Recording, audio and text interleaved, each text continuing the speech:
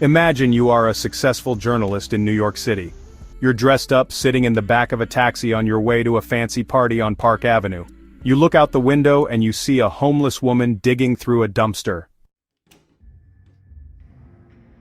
You watch her for a moment and then a jolt of recognition hits you like a physical blow. You know that woman. It's your mother. What do? Do you tell the taxi driver to stop? Do you duck down in your seat hoping she doesn't see you? This is the shocking true-life opening of Jeannette Walls' unforgettable memoir, The Glass Castle. And it is the beginning of a journey back into one of the most chaotic, heartbreaking, and strangely beautiful childhoods ever put on paper. This is not just a story of poverty. It is a profound philosophical exploration of family, resilience, and the stories we tell ourselves to survive. So, to really understand Jeannette's life, you first have to understand her parents, Rex and Rosemary Walls. They are, honestly, two of the most unforgettable characters in modern literature.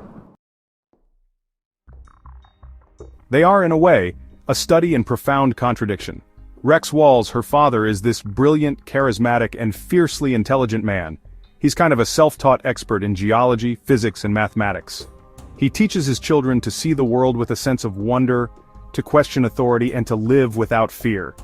But he is also a raging, destructive alcoholic who just can't hold down a job, who steals the family's grocery money for drinking, and whose recklessness constantly puts his children in mortal danger. Rosemary Walls, her mother, is a free-spirited artist and writer who really believes that suffering is good for the soul. She scorns the rules of society and the responsibilities of domestic life. She teaches her children to be self-sufficient and to appreciate art and beauty. But at the same time she's also profoundly selfish, allowing her children to starve while she hoards chocolate for herself, and she consistently enables her husband's destructive behavior. These are not simple villains. They are brilliant, loving, and deeply damaged people, and the world they create for their children is one of both magical thinking and brutal, terrifying neglect. Segment 2, Life on the Run. A nomadic existence. For most of her early life, Jeannette and her 3 siblings live as nomads. The family is constantly on the move, doing what her father calls the skedaddle, running from bill collectors and the law. They live in a series of rundown shacks and cars across the American desert.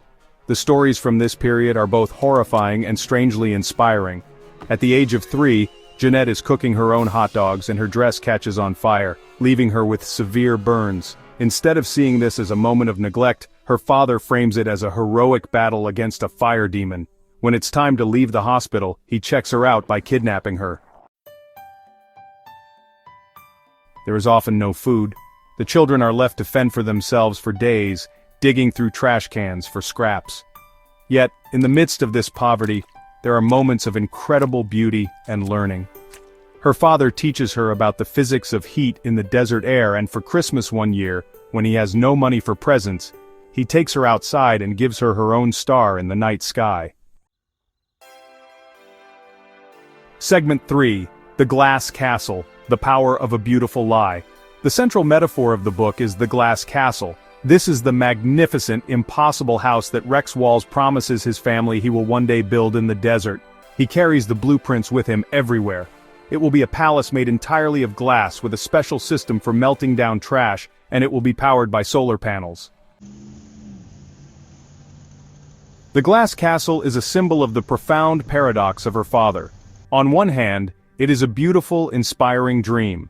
It is a promise of a better future that gives the children a sense of hope and wonder in the midst of their bleak reality.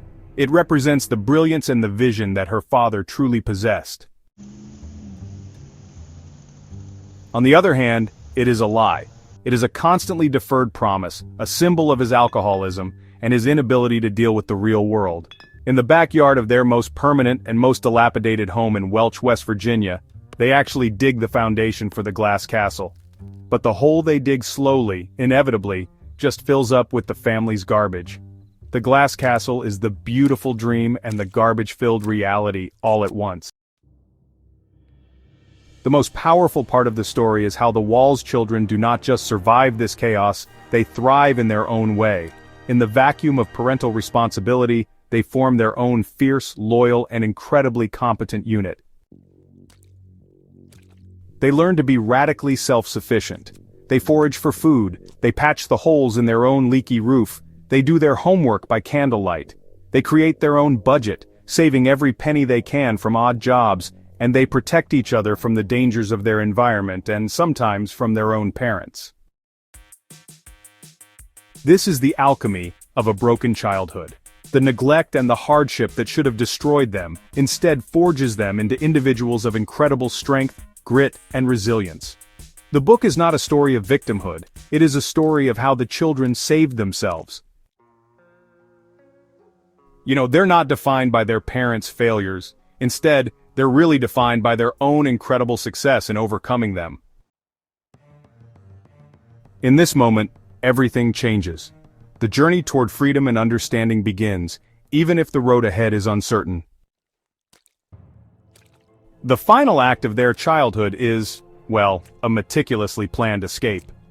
One by one, starting with the oldest sister, Lori, the children manage to save up enough money to buy a bus ticket out of their dead-end town in West Virginia to New York City.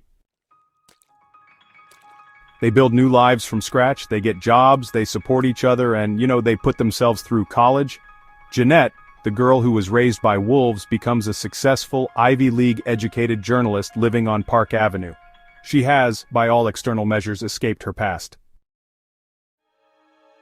But the book's final poignant act is about her struggle to reconcile these two worlds. The shame she feels when her parents, who have also followed the children to New York, choose to be homeless. And her long, difficult journey toward understanding and forgiving them, not for what they should have been, but for who they actually were. Time code 01 minute, 38 seconds to 01 minute, 53 seconds. Narrator, voiceover. The Glass Castle is not a simple story about a bad childhood. It's actually a profound meditation on the complex, contradictory, and unbreakable bonds of family. It's a book about the nature of love, in all its flawed and messy glory. It teaches us that you can be deeply, horribly damaged by the people you love, and you can still love them fiercely. It shows us that forgiveness is not about absolving people of their sins, but about accepting them in their full, flawed humanity. And most of all, it is a testament to the incredible resilience of the human spirit. It is a powerful reminder that our scars do not have to be a source of shame, they can be a source of strength. Jeannette Walls took the chaos, the pain, and the hunger of her childhood, and she performed a kind of alchemy. She spun it into a life of success, a story of profound wisdom and a work of unforgettable art. This book challenges us to look beyond simple labels, to resist the easy temptation of judgment, and to embrace the complex, often contradictory truths of the human heart. It is a story that will stay with you forever. If you are someone who believes in the power of stories to help us understand the most complicated parts of our own lives and the lives of others, then you are a part of this conversation. Consider subscribing to Geeky Philosopher, where we believe that the deepest wisdom is often found in the most difficult stories. Thank you for being here.